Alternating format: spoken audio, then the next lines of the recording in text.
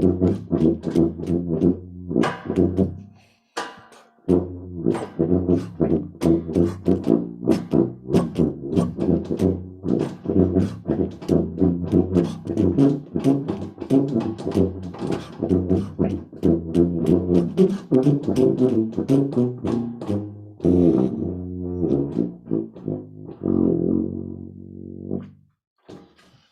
up, everybody?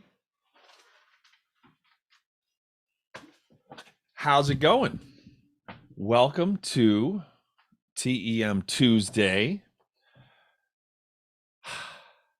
I never know when the thing starts, and so it's like this awkward thing where there's like a pause, and then I don't know if I don't want to start after I've started the intro, so I just decided that I just flick the switch and then I play a little bit of tuba, and that looks more appealing because more people want to listen to me play the tuba than hear me talk anyways.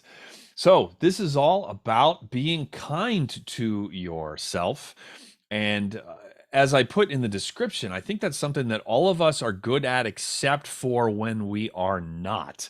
I know that that's absolutely the case for me, which is that I'm very good at being kind to myself, except for when I don't frame things right in my mind, and that is when I tend to really struggle. And so I wanted to talk a little bit about that. There is so much that we were never taught in school that we need to be able to thrive as a portfolio musician in today's music business. So many skills that are, and yes, I went to college a long time ago, but even people who are going to college today, there are so many skills that are needed to succeed that aren't even mentioned in passing in college, let alone mentioned in detail, let alone mentioned in detail and then actually applied in school. I mean, there's like a lot of layers here. They don't even scratch the surface of a long list of skills. And we have to actually be able to not only acquire, but master a long list of these things to be able to succeed with a portfolio career, which a portfolio career is what my career looks like now, which is that I have, I don't know, 10, 12, 14 income streams. Some of those are really, really small. Some of those are quite big, and they all total up to a full-time living as a professional musician. Whereas the first phase, I call what I'm in now phase two. Phase one, when I was in Boston Brass, which I was very, very lucky to be in the right place at the right time and be able to take advantage of the opportunity when it was presented. But that gig paid all of my bills for 14 years. It was awesome. Towards the end, I did some other stuff like teaching some college and things like that, but that just supplemented my income.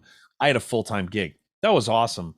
Problem is that there is a actually dwindling number of those, and it's much easier now, and we are empowered now to create our own paths and to put these portfolio careers together, which are also, in my opinion, I'm not saying it's more interesting than me being in Boston Brass, because that was a dream come true for me.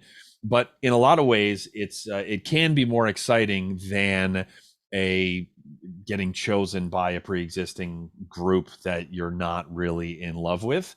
Problem is that we have to acquire so many skills that our fancy college educations, which a lot of us went into debt as a result of, barely prepare you for this at all.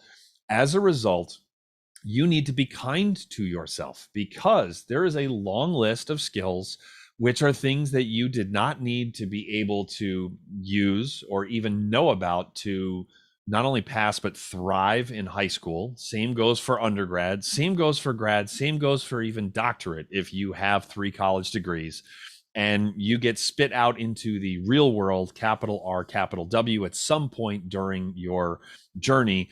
And you need to all of a sudden be able to acquire, you have to be able to manage money, you have to be able to understand marketing and doing it the right way, such that you're actually helping people to find music or your lessons or whatever that's actually going to make their lives better, and not do marketing in a pushy way, which involves not just knowing about marketing, but actually knowing how to do it right. There's this long list of things that they just don't talk about at all in school. And so, of course, that if you had a student who came to you and told you all of these things, from money management to from fundraising to taxes to marketing to networking, that they had essentially gotten no training for at all with their fancy piece of paper in a frame up on the wall. And they told you that they were frustrated because they were not able to learn all of these things all at one time. You would lovingly tell that student, say, of course you can't learn and master all of those skills at one time. Those are pretty much all out of your comfort zone. And to try and do it simultaneously is not necessarily a bad idea, because you learn by doing, but it's going to take you a while to acquire those skills and to master those skills. Problem is that I know I am much more prone to being kind to a student at all times than I am to myself. I am really good at being kind to myself, except when I'm not good at being kind to myself. And I can be a real, you know what, to myself at times, like saying things in a tone and using words that I would never dream of saying to my wife, to my son, to students, to neighbors, to strangers, to family, to anybody. And so we, as entrepreneurial musicians, we have to be patient with ourselves, just like some of us learn this the hard way in the practice room, that beating ourselves up is not the path to becoming a great artist. It can be, and it can frequently lead to a lot of other really horrible things. And oh, by the way, that path isn't even guaranteed to turn you into a great musician. But we have to be kind to ourselves, and just as kind to ourselves as we are to our students.